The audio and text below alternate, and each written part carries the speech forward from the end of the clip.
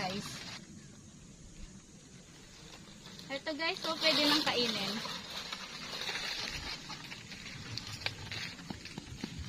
Hinog na to guys. Buksan natin ah. Buksan natin para makita nyo yung laman.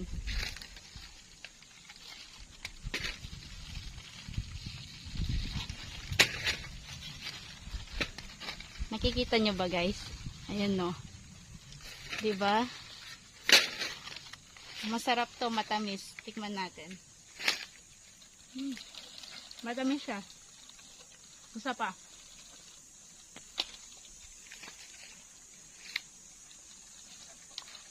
Sobrang tamis niya guys. Pero bawal to sa may mga diabetes ah. Bawal to sa may mga matataas yung sugar guys. Kasi mataas yung sugar content ng prutas na to. Kunin ko na guys ah.